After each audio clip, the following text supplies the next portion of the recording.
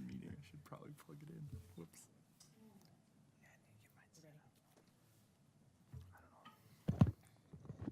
Good evening and welcome to the June 6, 2022 Shakopee Public Utilities Commission meeting. This meeting is being held at the SBU Service Center, and we ask that all participants mute your devices at this time.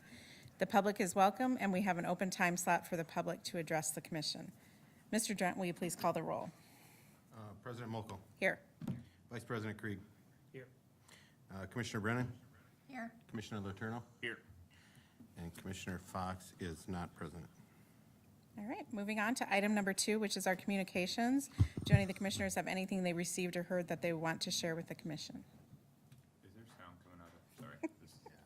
This, Yes.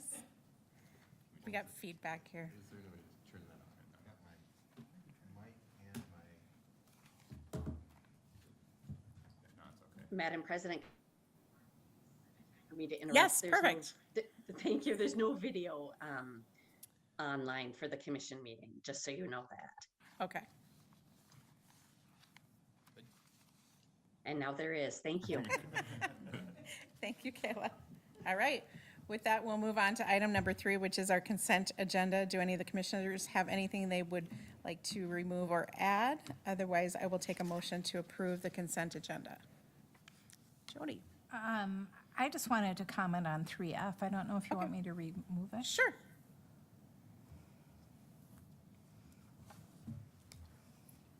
I'll make a motion to approve the consent agenda as modified. All right. We are removing 3F. Any other removals? Otherwise, I'll take a motion to approve, or a second to. I'll second that, And yep. second. All right. All right. Any others? All those in favor say aye. Aye. All those opposed, motion passes. With that, we will do 3F. I just wanted to comment that I appreciate Mr. Schummel's work on finding a solution to the problem, and the staff were working with them, and the truck company to being open to finding a solution, and that it's all taken care of. So that's all I had. Yes, I think that's great. And I'll Mr. comment on Drent? that. So yeah, Lon and his group went to work on that after our meeting, and we talked with a couple different vendors to see where availability of pipe is. And then we gave them to truck companies and said, here's where you can buy the pipe. So it's frustrating that we had to go through the work. It was probably a little bit more of an adder for them, and that's maybe why they requested it. But no, Lon and his group found some, and then they were able to say, yep, we'll just go get it from there, and they're going to start the project. So thank you for that. Yes, thank you.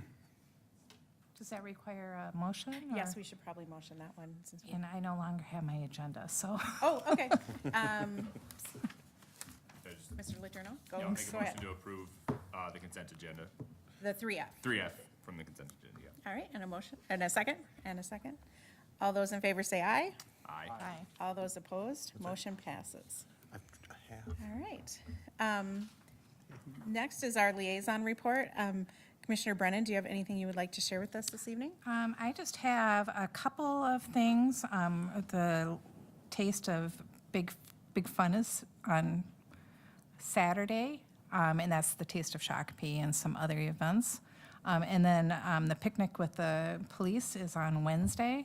So there's a lot of upcoming summer events coming up, so stay tuned. There will be more. All right, And that's all I have. all right, thank you. Any questions for Ms. Brennan from the commissioners? Seeing none, we will move on to item number 5, which is our public comment period. The public comment period provides an opportunity for the public to address the commission on items that are not on the agenda. Comments should not exceed 5 minutes. As president, I may adjust the time limit based upon the number of persons seeking to comment. This comment period may not be used to make personal attacks, to air personality grievances, or for political endorsements or campaigns. The public comments are intended for informational purposes only. Commissioners will not enter into a dialogue with commenters, and questions from commissioners will be for clarification only. If any public are present, please step up to the table, state your name and address for the record. Seeing none, we will move on to item number 6, and 6A is our general manager report. Mr. Drent. Madam President, Commissioners, thank you. We've been working on many things, but investment maturities has been one of our topics. Kelly and I have been working on understanding where our cash flows are going to be used, how we're going to invest them in the future, and obviously we'll bring that report back to you. But just really understanding cash flows a little bit better, closing work orders when we expect some of those expenditures to come. Obviously, we've got some substation today. We're working on a well. Lots of pump house discussions, so we're just really trying to fine tune that to get our best bang for our buck in our investments. We did have also on our calling system, we've had some challenges on larger outages like we had today, and understanding what the value is there and how much do we pay for that. Do we need additional resources when we have those larger outages? We're trying to funnel people into our website and posting it that way to help some of that traffic. We don't pay huge amounts of money for that call center, but we're just evaluating what the best thing to do moving forward on that is. Did have lunch with BJ and Caden this last couple of weeks, so thank you for that. Then we did work on service territory a lot this next while, and Brad's obviously our main guy on that right now, and Sharon's also got an update when she has it, but really working on fine tuning the details in that. We're working on service by exception customers and getting a final signature from Minnesota Valley, and we're sending out letters this week, and then we can go to the PUC. We're going to go to the PUC also. So just Kayla's been instrumental in that also as well, and you'll see that in the report from Sharon. Been working to had some more meetings today on pump house design, strategic planning. You did get some homework on that, so just a reminder, by the end of June, if you could, at a high level, get some thoughts down on paper. So as internally we work on that, we can make sure that we incorporate some of those things in there. Did have an insurance claim on a cable hit that we pushed off to our insurance company. Wasn't our fault, so we were not responsible for it, but just so if you hear some of that, there was somebody's stove that went out. Sometimes we just absorb some of these things, but it was a large enough expenditure that we did pass that on to the insurance company. Brad Carlson and I met with Jeff Tate, Shakopee PD, working on emergency procedures. So we're going to work together on kind of, hey, what happens in emergency responses? What are our contacts for that? Updating all that stuff. It just changes from time to time. So he came in and we did an hour discussion about what that looks like, and we're going to follow up on some more stuff.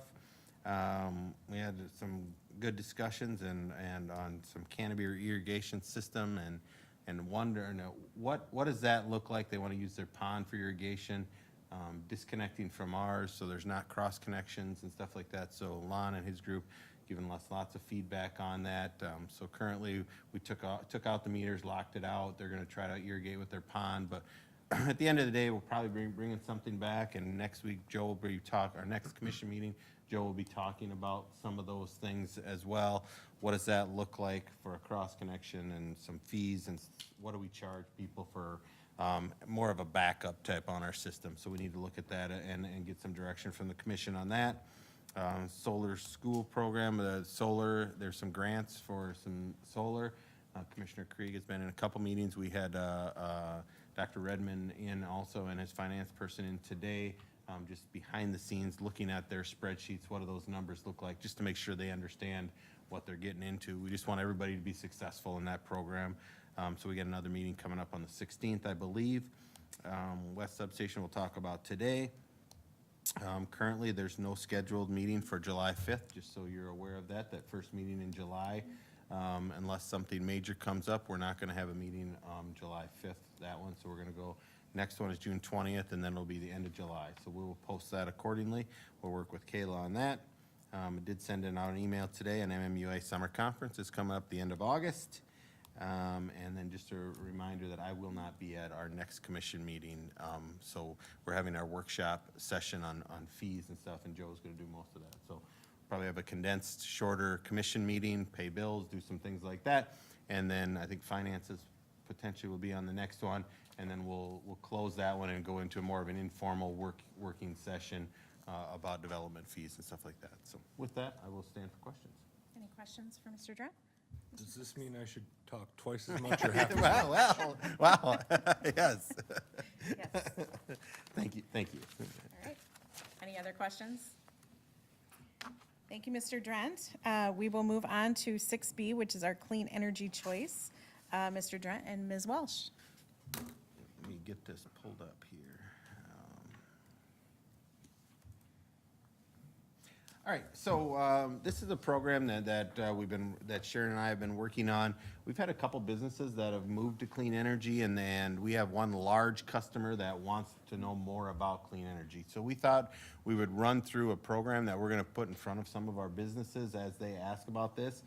We think clean energy is a cool option that we have if somebody doesn't have the capital to put in their own solar or their own or buy their own wind, but they need to be green. And so Sharon worked on this and modified this. I helped doing some of the technical stuff, but I will turn it over to Sharon at a high level. She can talk about this, and then I will talk during part of the presentation when we start talking about some of the technical data on that. So Sharon, go ahead.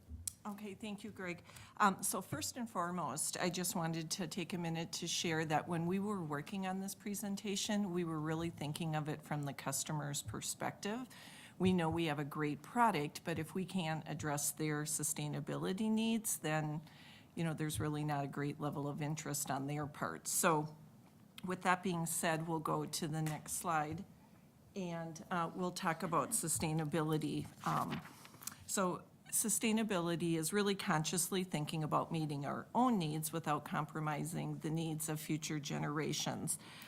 Lots of times people will automatically go to just the green aspect of sustainability, but it's really a much larger concept. It covers a lot of complex goals. When I was doing some research, it covers things all the way from no more hunger in the world to safety and justice for all.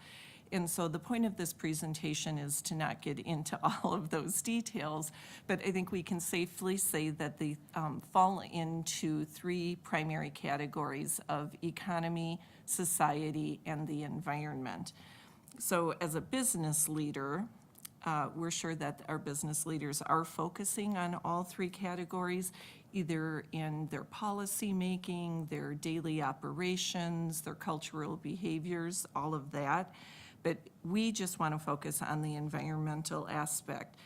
Basically, how do we deal with energy and raw materials more carefully?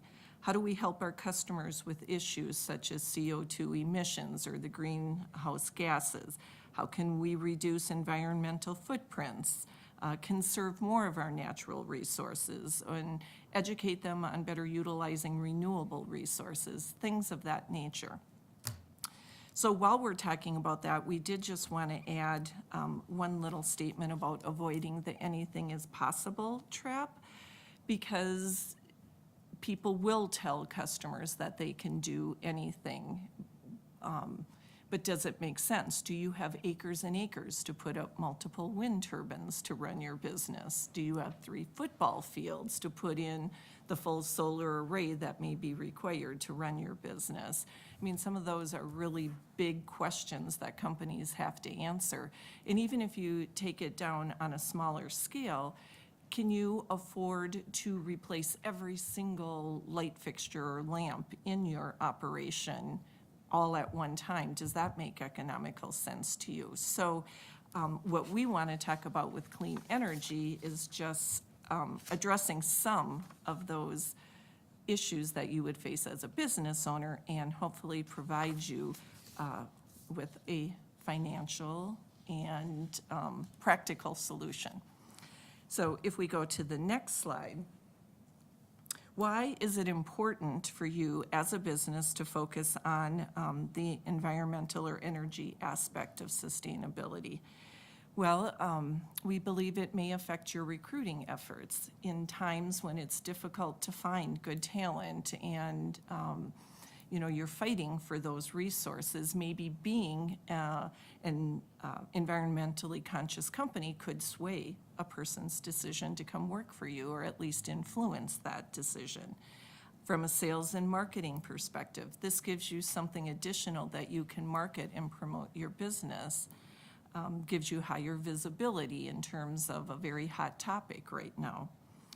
If you're a vendor, maybe renewable energy or sustainability goals are part of bid requirements, and this could help you get further in that process, or make you at least be considered for the running. And then conversely, your customers, maybe just knowing that you are a renewable energy user, maybe that will put you in a more favorable light with them and could influence their purchases. So we believe that one or all of these could be important to you. But to help you get to this and figure out how you can become a 100% eco-friendly, renewable energy user, I'm going to turn it over to Mr. Drent, who's going to walk you through the Clean Energy Choice Program. Thank you. MMPA obviously is our municipal power supplier that we have. We buy all our power through them. We're one of 12 members of that. We are the largest one. You know, MMPA is committed to providing members with clean renewable energy options. We're always looking at doing new projects on that side of things. So we think we have the gamut that would affect people's decisions and at a cost-effective way. So obviously the portfolio meets Minnesota Clean Renewable Energy Standards, RES, 25 by 25. So we are currently at just 20%, and then we will be at 25% by 2025. And local generation RE100 technical requirements. So we think that it's important that people also understand in their businesses. I know when we talked to one of our larger customers, they wanted to know where the power comes from. So this is a way for us to show that this is local generation in Minnesota, and we can get them their credits that way. So there's several different ways you can get it: solar, wind, biomass, hydro, and really if you're a resident, on a geothermal. Some businesses can do that. We don't have programs that offer that, but it is also a clean energy source that way. MMPA has several different clean energy spots. Buffalo Solar added in 2017, and it's 7 megawatts. Over 25,000 solar panels, and output is purchased under a long-term contract, goes right into Buffalo's system. Kind of like when Shakopee Energy Parks generates it into our system, Buffalo Solar puts into their system. So if it's more than 25% of their needs, then we can use that as well. Hometown Solar, obviously, at the school districts, they've got solar at different schools throughout the communities, and Faribault Energy Park, and these are smaller solar projects. Some of the wind projects that we got is Oak Glen Wind Farm in Blooming Prairie, 44 megawatts, and MMPA owns that one, and owns and operates that one completely. Black Oak is in Stearns County, and that's a 78 megawatt wind farm, so that's a very large one. Hometown Wind Power Program, obviously, that you can see they're about 165 kW each, and then one at Faribault Energy Park. And then a new one that's coming, there's groundbreaking on the 22nd, I believe, or the 23rd, I think, of June. Walleye Wind in Rock County is 110 megawatts that they're going to start building. So that'll be another portfolio option that they have. Our agency, is just about 400 megawatts, 300 and some megawatts. So you can see that if you add all these up, if they were all generated at the same time, we would be over that, but there's certain times they're not running, so it's good programs there on wind. Hometown Bioenergy was built in 2013, and it is an 8 megawatt facility and utilizes anaerobic digestion to produce biogas, and then that is put in reciprocating engines. One of the largest in the United States, and it's dispatchable, clean renewable energy from biowaste. So that plant has been running now since 2013, and has been very successful, especially the last few years. They've really dialed in the feedstocks and what that looks like. There is some hydroelectric energy out of WAPA allocation, Western Area Power Administration, and this is for East Grand Forks and Olivia, but they do go into our system as well as a part of being a requirements member through that, and produces no waste and causes no carbon emissions. I wish there was more of that, but there's not any more of that. That's all spoken for, so we can't get any more. Clean Energy Choice is an affordable option to customers support renewable projects. So under MNRES, 20% is already renewable. So all of our energy that we produce for our customers is 20% renewable. And we do currently have these programs for residential. For an additional $1 a month, you can get up to 50%, so you're purchasing an additional 30%. For $2 a month, you're purchasing 55% to get to 75, and $3 a month will buy you enough renewable energy credits to get to 100% renewable, and these are all locally generated credits. And then businesses, obviously the 20%, and that goes up to 25% in 2025, and the balance, it's called mill rate, 0.002 per kilowatt hour. They can purchase as much as they want to get to their 100% renewable if that's what they desire. But we always take their whole bill, we subtract 20% that's already being purchased through there, mandated, and then they just pay the remaining amount. So, so we were able to do this for a couple of our larger customers already. So how do we do this? You could make the choice, be 100% renewable, enroll in clean energy, and Sharon manages this on a regular basis. And then, you know, you can, if you're a business, you can call Sharon and say, okay, what's it gonna cost me? So we can run history reports of what that looks like and let people know how much it's gonna cost them if they wanna do a part of it, if they wanna go all the way. We have had a couple businesses that did decide that for that amount of money, they would rather just do it and let somebody else handle all the stuff behind it to make sure we have enough renewable energy. And then we do give them a report if they desire at the end of the year where the renewable energy credits came from, and that I don't know the terminology, that we use the REC, so it can't be used again. So our power agency will give us a report. This is where they came from, this is what it was, and they can't be used again. So we can give them a report that we are doing what we're doing. And promote your business as clean energy. We're excited about this. We have one company that said, go ahead, use our name on your website, and they want to talk about it, and they want to let other people know that they're doing this. We think that is really cool that they're able to promote that, and we can really partner with them to show them what they can do with their energy purchases. If they want to do larger scale projects, you know, obviously we're at a 100% requirements contract with our power suppliers, so sometimes there's some limitations. And this is a cost-effective way for our businesses and our residents to get to 100% renewable.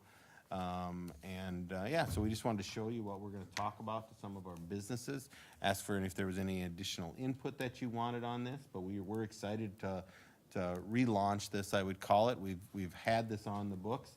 We just really haven't had a way to go talk to people on this, and Sharon will be going to businesses, and if some businesses need this in their portfolio, this is a way that she can talk about it, and if myself or Joe needs to go into some of those meetings, we can talk about the technical stuff a little bit more. So that's what the clean energy choice is. Sharon, I don't know if you have any other comments. Otherwise, we would stand for any questions, comments, what you like, don't like, and if you want something different in that. So. Commissioner Letourneau. Yeah, I just speak from the vendor standpoint. I know we've been on some RFPs in my professional life where that's been a factor, as being a clean energy organization. It's lost us some bids because we didn't meet certain standards and stuff like that. So I can definitely speak from that side and saying that that's very important. I think you'll get a lot of people, hopefully, especially now it's becoming more and more popular to have those designations and stuff. So it goes a long way from the vendor side for sure. So.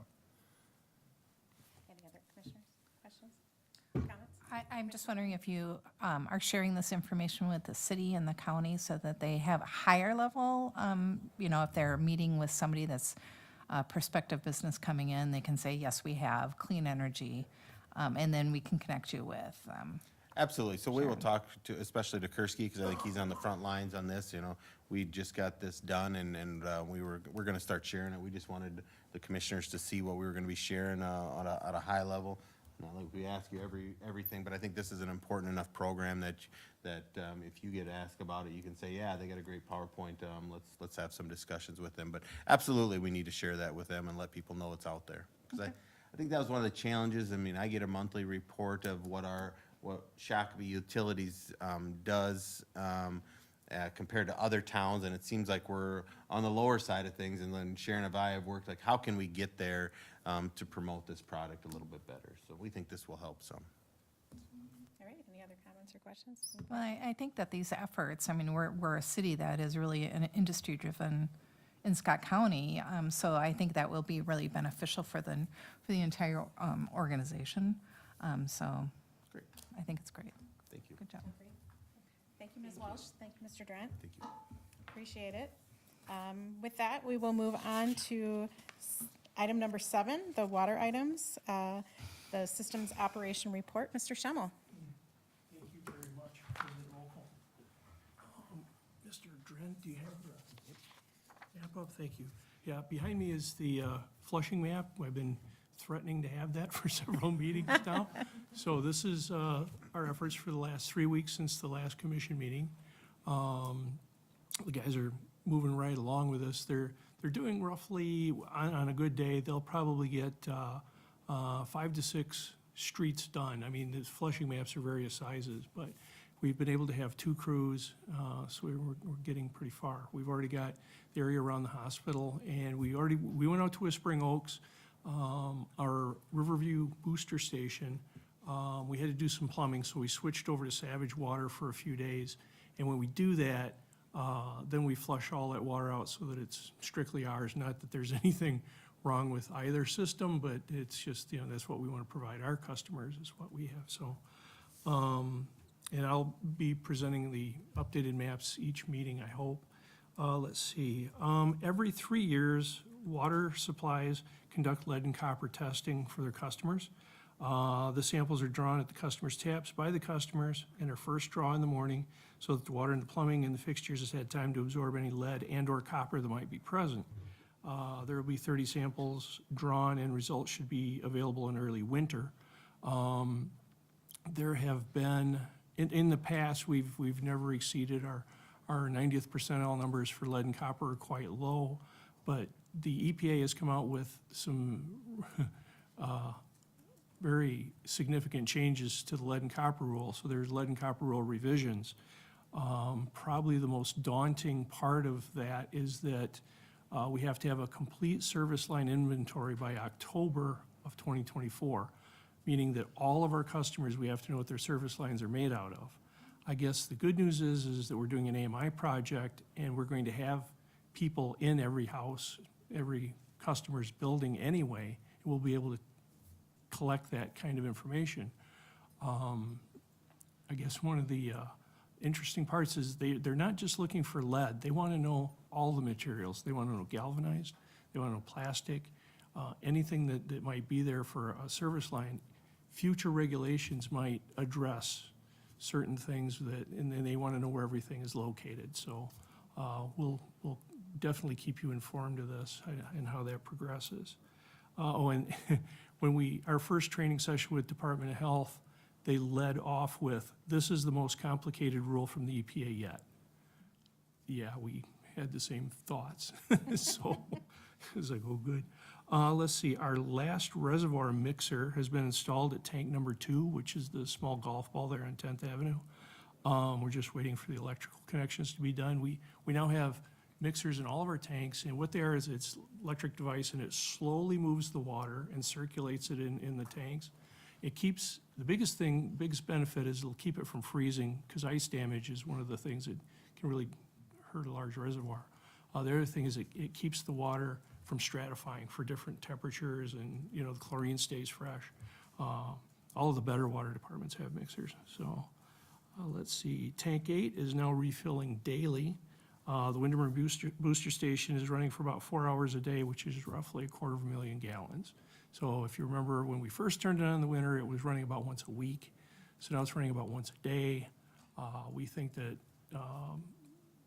a normal cycle would be probably 3 times a day once all the irrigation's turned on and going. That's what I have for a report, if there are any questions. Any questions for Mr. Schemmel? Thank you very much for your presentation. Thank you. With that, we will move on to item number 8, which is our electric items, our systems operation report. Mr. Carlson, welcome. Thank you, Madam President, Commission. We've had 3 outages, 1 large outage since our last meet. County Road 42, Pike Lake Road. Our Circuit 73 was hit by a contractor. Approximately a little shy, less 1,100 customers affected for 62 minutes. They actually dug into one of our feeder lines. Very short time, everybody was, our electric crew did a good job getting everybody up in a short time. Another one, very minimal outages, six customers affected, about 80 minutes on Spencer Street, some connections that were bad. And last one, we had another pesky squirrel get into our system, so 10 customers affected on that one. For our projects update, crews have been working hard, very busy construction season going now. County Road 83, Valley Industrial Boulevard. We removed a overhead section and went underground at the intersection for the County Road 83 project. Our feeder was in the way of some future semi-4 lights that were going in. Castor John has completed the duck bank work downtown on Levy Drive.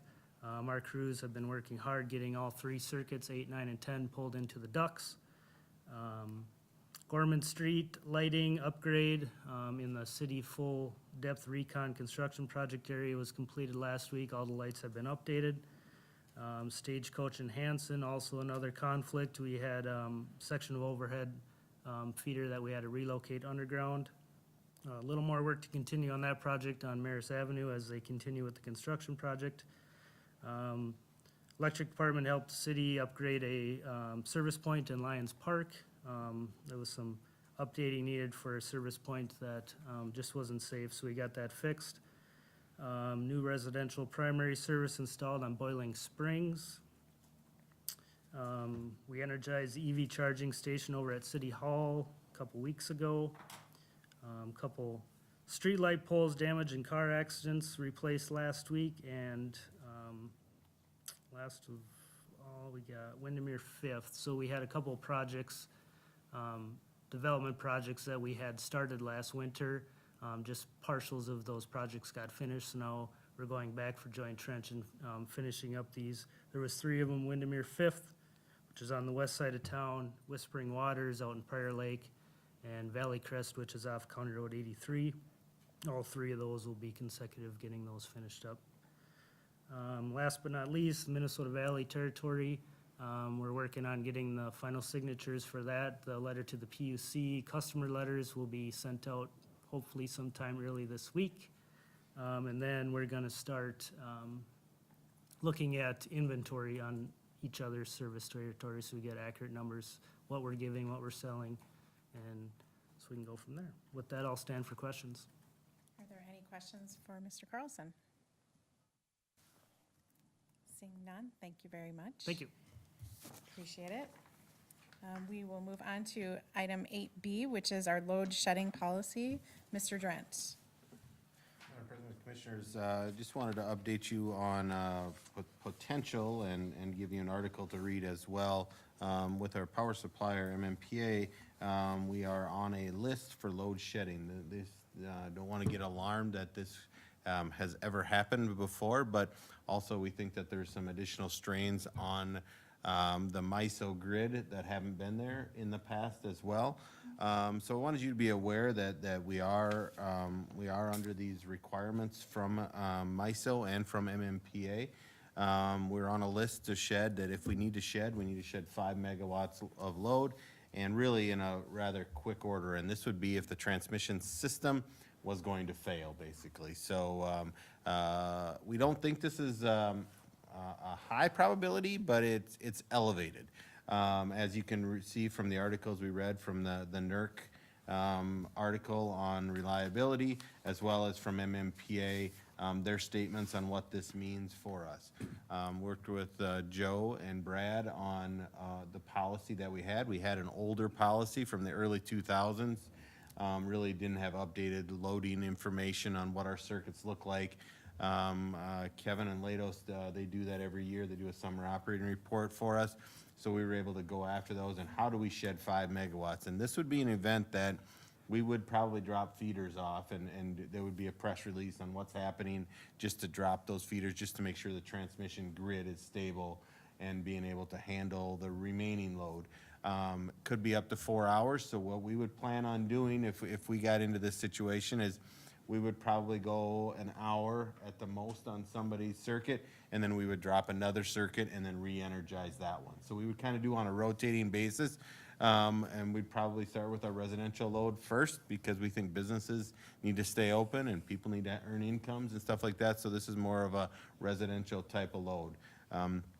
We are also I talked with MMPA, and they're looking at, is there some reimbursement if somebody that has a generator? So we used to have a program that people that we could call on their generators to go if we had this problem. Capacity got really cheap. It wasn't financially prudent to continue those programs 10 plus years ago, I would say. And so we don't currently offer anything, but if it was an emergency situation, would somebody be interested in running those generators?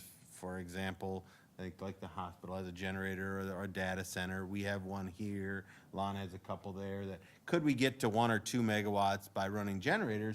So then we only have to shed maybe 1 or 2 megawatt hours. So we're looking at some of those things. Current policy, if it happened today or tomorrow, which I don't think it will, but if it would, we do have it where we would drop load. And then once we did our 4 hours, then we'd go to the bottom of MMPA's list, and other people would be at the top, and we wouldn't have another event until, quite a while down the way. So, so not very likely that's gonna happen. If it would happen, we would, Sharon and Brad are working on how are we gonna communicate this to our customers. This would be something very large. Xcel Energy would have a lot of people out of power as well because they would be shedding load. For example, our power agency is pretty close to 400 in the summer peak, 300 and some megawatt hour. I think Xcel system is like 8,000 megawatt hours. So just puts it in perspective that they would have massive amounts of people out because they would be called on to shed load too. It might be 10% or something like that of their system. So there would be lots of press on this if it did happen. Don't want to alarm people that it's going to happen, but I want you to know that we do have a plan in place if it does happen. So really at a high level, that's kind of the load shedding policy. And we're behind it and we're ready for it if it did happen. Since we are the largest member of MMPA, we get to be first on the docket. So lucky us on that one. So with that, I will stand for any questions on this. Commissioner Brennan. You had talked earlier tonight about working with Chief Tate on Yes. emergency procedures. Is this something that is going to be a part of that conversation? Yeah, I mean, I think it probably should be, right? This would probably be something on some very high heat level type of deal. I don't think this would be unless there was something where somebody took down some transmission systems. It could be an emergency. It's a good point. I will talk to him about that when we talk about other emergency stuff. We will have the discussion that we're on this type of system. So yeah, I can definitely do that. Okay. Creed? How far in advance will we know that this is coming? Is this something that we'll have a few hours to message, or is this something that they call us up and say, do it now? So the actual notice for this is 15 minutes. Okay. But there's also different levels of the transmission system. So like, for example, if they know some major generation went down, there may be an alert several hours that, hey, we're at a higher risk. I did get a call last year on this and said we are at a higher risk. We never got called on. So it's one of those double-edged swords. Do you want to tell people that we're at a higher risk that might happen, or do you just say, okay, it's going to happen and here's what it is? I don't want to, send out too many mixed messages. So when it really does happen, we want people to be serious about it. But so there's different elevations on the MISO system on how stable the grid is. So yes, in that respect, we do have a little bit of notice, but I don't think they're going to tell us that, hey, it's going to happen on this day at this time. I just don't think that's going to happen. To me, this is some major generation went offline. There's not enough wind on the system. It would have to be a calm day because if there's lots of wind, then there's lots of extra capacity on the system with the generators, right? Because they push that onto the system, and sometimes the system even goes negative on prices, which I'm sure you've heard of, because there's too much generation on the system. But when you get these renewables and there's no wind and you have a major generator that would go down, that's when you could really be impacted on some of these things. So renewables are good. I love renewables, but there's also some base load that has to be balanced.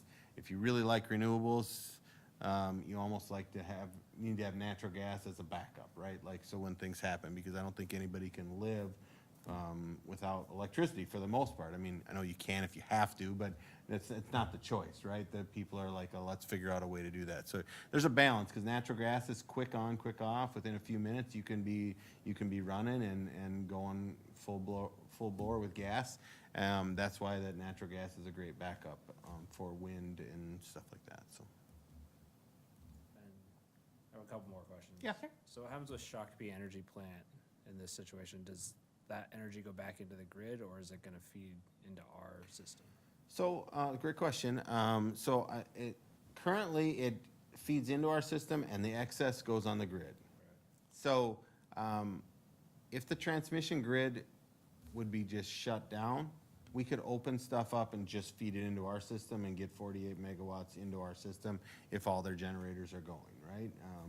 If something's going where they're maintenance on one, then you might have a little less than that. But, so, if we're still hooked to the transmission system, it's gonna be pushing out as much as it can to stabilize the grid, per se. We'll use what we'll use, but the rest will get stabilized into the grid. So, it's a black start capable plant, so if everything would go down, we could open up from the transmission system and still feed Shakopee. I think that's what's really cool about that plant. But really, for the most part, to stabilize the grid, it's gonna be pushing out into the system the excess, just to try to get that 48 megawatts on the grid, so. What's our peak demand during the summer? Last year was 108.5, I believe, something like that, a little over 100 meg. So if the system goes down completely, it could service about half. Correct, creatively. Creatively. Because it feeds into Dean Lake Substation, right? So we have several other substations, but about half, yes. I mean, and if you're on that type of an emergency, your businesses probably are not running. So I think you're probably more like 3/4 of actual residents, right? Or better, because if it's that bad, I don't think you're gonna be doing that. I think businesses are gonna be closed, or maybe like the transmission system can't handle us. We don't wanna have blinks, that type of stuff. If the transmission line isn't there, then we would probably say, all right, some of our businesses don't go, now let's feed our residents to make sure people can still have water, safe water, and really life essential type stuff. So I think we can feed a little more. It's just creatively tying our system together.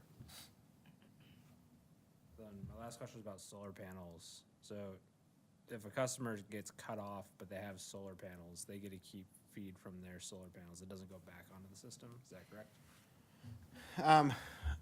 That might be a technical question that it does feed, it will go through the system, but I'm not sure. If we trip off a feeder breaker and to a neighborhood that has solar, then their solar is producing enough for their own needs, but not enough for their own needs, I'm not sure they're gonna be having problems internally, because they're only producing 3 and they're drawing 5. Some of their loads won't run right? But if they're producing 5 and they're only using 3, the other 2 is gonna go into the local neighborhood. But it's not gonna go very far if the whole neighborhood's out. Right, I'm not sure what happens to that If they we deplete that sense, also. if the inverter control senses loss of voltage on our side, it may just open and isolate that house. I think that might be what happens. I think that might be what happens. But most of them don't have batteries, so as soon as it gets a cloud or something like that, they're gonna be off, right? I mean, or when it gets to the evening, most of these places are, very few that we know of have a battery where they're charging batteries and can use it when it's not sunny. So, be a very short time, I would So think. they all get F-150s, right? Lightnings. So if we were in a situation where solar was to continue to grow and they were producing a lot of power and not using it, what happens? Do we have the ability to kind of shed load locally? Or shed not extra power? So let's say that, let's say that a whole bunch of people in a neighborhood had solar panels, right? We cut off their circuit, they're generating a whole bunch of local power in that neighborhood. It's more than they are consuming. I know that's kind of a far-fetched scenario, but what happens to the extra power? Does it just float around that system? Or Is there any kind of damage, potential for damage in that scenario? I think if the sense of loss of voltage from our system, they'll isolate. I believe that they cannot backfeed on They their cannot system. backfeed That's during part of our- that time. I think That's a part- safety mechanism, so they could meet their own needs, up to their own needs, and that's it. Yeah, so- Unless we make changes to create microgrids with different sensing equipment. It's just this weird scenario, we start cutting people off and we end up with these little microgrids. Yeah, no, I understand that. So part of our testing that we do, I know that we do test whether they can backfeed onto the system with no power, and that's just a safety concern for the linemen working on things, right? Yeah. We don't know where that generation's coming from, and you can actually, when you backfeed through, even though you generate at 120, you go through a transformer, it's potentially 13,000 volts on the other side of that transformer when you're working on it. So it's just what happens when you do that. So I remember a case when I was lineman back in St. Peter in the tornado. People were generating, they plug into their house, they didn't disconnect their meter, and you'd get a spark up on there on the 13,000 or 12,000 volts system side. So we do have those precautions that it does isolate them. So it would just be them that they would be, if they can run on their system. I'm not sure how far it dips before that also clicks offline, right? So I'm sure there's a frequency on that that also clicks them offline after they get to a certain point, so. Any other questions? I think that's it. Okay. We hope to never use it, but wanted you to be aware that it is out there, and if you ever hear about it, and we talk about load shedding or something, I would send out an email to all commissioners that this event is happening, and it's part of our load shedding policy, and then we would work on how to shed that load to make sure that we were in compliance. All right. Thank you very much. All right. Thank you, Mr. Durant, for that explanation. Moving on, we will move to 8C, which is our West Shakopee Substation Construction Contract Bid Awards. And Mr. Adams. Thank you, Madam President. Letting the commission know that bids were opened last Tuesday, May 31st, for the site work and construction contract for the West Shakopee Substation, which the commission previously approved. This substation to provide additional capacity on the west side of our system, which is growing, to serve what's growing in Shakopee and the newly annexed areas of Jackson Township. And now we also know we're going to be serving additional territory acquired through the agreement with MVEC. That would also be served by this substation once it's constructed. The overall picture is we're in good condition with our capital improvement budget. We have $5.4 million set aside for the substation construction. So far, the major components, including the power transformer, the 115 kV high-side breaker, and the switchgear equipment and control building have all been awarded and are under contract with the recommended contractor that Kevin Favreau from Lados is going to go through the bids. If that commission chooses to award that contract too, then we'll be at a total of a little over 4.6 million out of a 5.4 million budget. So we'll be more than 14% below budget. With that, I'll just note that we agree with Kevin's recommendation that he's going to present to you. Okay, thank you, Joe. As described in the letter report, there were 2 bids received, one from Hooper Corporation and one from National Conductor Constructors. Both bids had the 5% bid bond. It's fairly straightforward economic evaluation. The Hooper bid was $2.4 million, a little over $2.4 million, and the National Conductor bid was $2,043,000. The Hooper bid did not include any exceptions. The National Conductor bid did include an exception that presented the possibility of price escalation and a possible delay in delivery. Subsequently, National Conductor explained that that was, if the contract is awarded by June 10th, they could secure material orders quickly enough to avoid price escalation and delay any delivery and any delayed delivery problems. So if the contract is awarded by June 10th, it would be a firm price. Their price is roughly 15% lower than Hooper's, roughly $370,000 lower. I did contact a number of references for National Conductor. All of them gave very good positive reports of recommendation of National Conductor, saying that they had good project management, good communication, skilled workers, good equipment, and provided a good work product. National Conductor would also use a firm called U.S. Site Work for the site work and foundations. There's a significant amount of earth moving and foundation work in the project.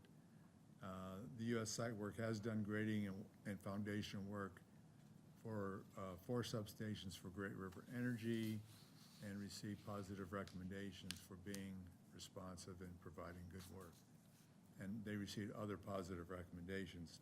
I noted that both National Conductor and U.S. Site Work had multiple projects for any given customer, which indicate that the customers were pleased with their work to hire them again.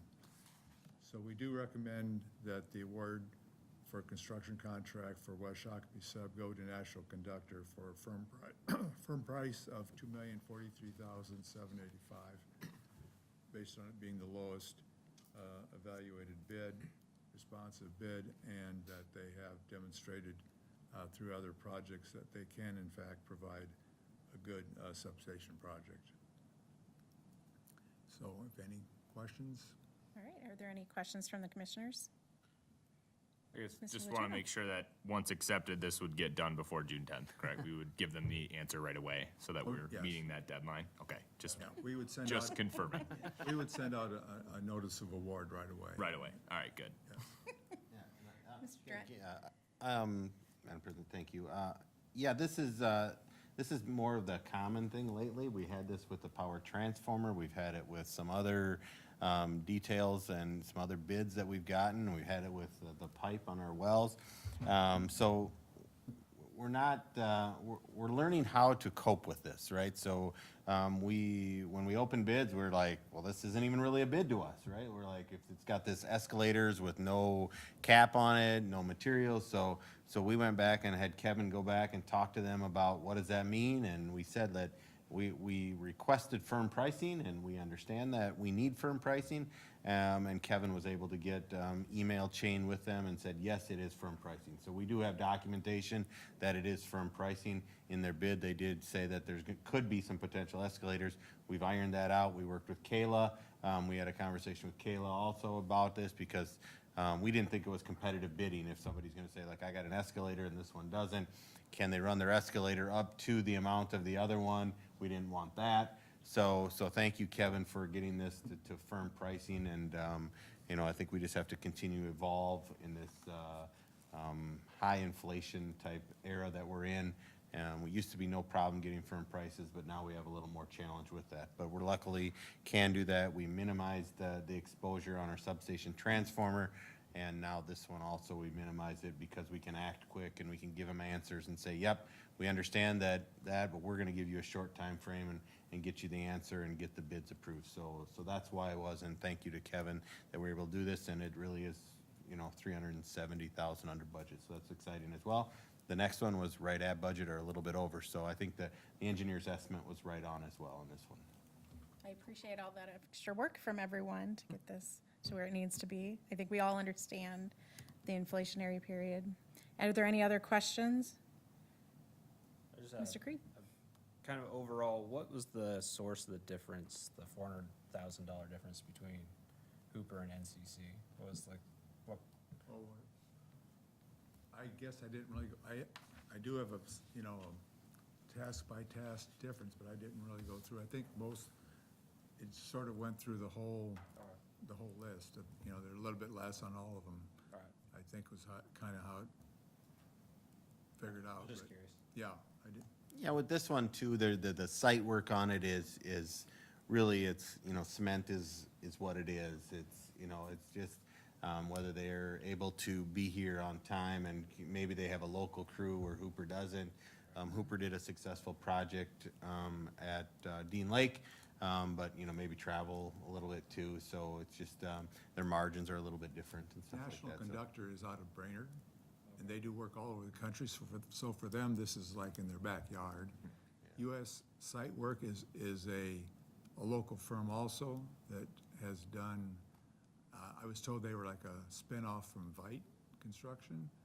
But they've been in business for like 6 or 7 years, so they've been around now as a separate entity. So, but they're also local, and I think that's probably part of the cost savings as well. Sure.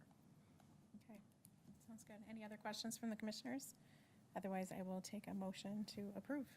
I'll make a motion to approve the bid from National Conductor Constructors. I will second that. All right. Any other questions or comments? So we will vote on National Conductor Constructors in the amount of $2,043,785. All in favor, say aye. Aye. All opposed? Motion passes. Thank you, everyone, for all the work on this, Mr. Adams. And your team. Moving on, we will, number 9, we don't have anything for that. And item 10 is our general marketing key accounts. Ms. Welsh. We'll give you a few minutes.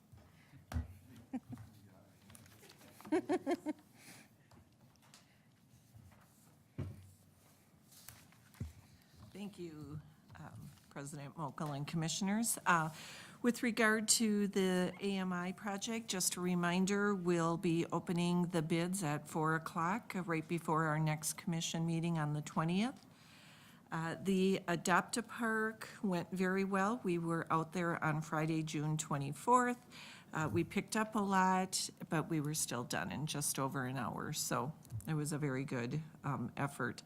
Both the school tour and Shepherd's Flock truck event went very well. All 3 of those events, the Adopt-A-Park and the school tour and Shepherd's Flock, all provided great social media content. So I was happy to have something to write about beyond phone scammers and the usual. So, as Mr. Carlson indicated, the joint letter and the map with regard to the territory swap or acquisition are ready to be mailed this Wednesday. We're coordinating that with the timing with MVEC, so every customer receives it at the same time. We'll be mailing to our existing customers. And I just wanted to note that as a municipal utility, we have an extra step in that we have to insert a consent for release of data for us to be able to share any of the customer information with MVEC. So a big thank you to Kayla, who's been very instrumental in helping me write and draft that release. The 2021 annual review is in the works. This is going to be a nice 8-page, 8.5 by 11 brochure, kind of highlighting everything from 2021. And I hope to have a rough draft this week. So maybe by the time we come back on the 20th, I'd be able to share that. And then lastly, the Rhythm on the Rails, we're taking a bit of a different approach. The city or the chamber has increased this to be 6 events, but SPU has elected to attend 3 of them and make it more of a targeted marketing effort at the 3 that we are at, rather than just kind of having a booth and hoping people will stop in. So the 3 dates are June 22nd, July 27th, and August 3rd.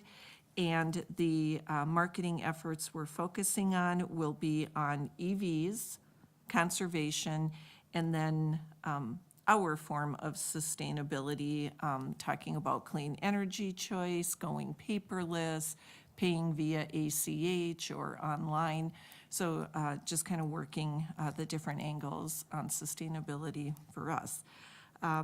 On the night that we are focusing on the EV, I've reached out to the city to partner and have their vehicle there at the same time. And they are very excited about it, but we're just waiting to hear from them to figure out which night of the 3 dates would work. And then I will get the schedule laid out. And with that, I'll stand for any questions. All right, are there any questions for Ms. Welsh? Seeing none, thank you very much. Thank you. And On to number 11, which is our future agenda items. Is there anything the commission would like added to future agenda? Mr. Fox? Indirectly, maybe, but I just had the thought, whenever we have meetings with guests, should we just make it kind of standard practice to have them go right away so they don't have to wait around for an hour? We can. We definitely can. think it would be And you considered- can actually make that motion to Oh. move the agenda around, so. Well, it never occurred to me until I saw him, but we've Yes. always had these people just kind of waiting, so. We can definitely make that a priority. Yeah, we'll look at that. So if you see a different order, that's what it will be. We'll probably do it after consent, after we approve the agenda and what it is. So we'll just move those around at that time. So, good suggestion. Thank you. Yes, any others? All right. I just want to say thank you to Kayla. I know we don't talk to you every meeting, but you've been doing a lot of work for this meeting, so thank you. With that, the next date is June 20th. And with that, I will take a motion to adjourn. Motion to adjourn until June 20th. And a second. All right. All those in favor say aye. Aye. All those opposed, thank you very much. We are adjourned. Thank you.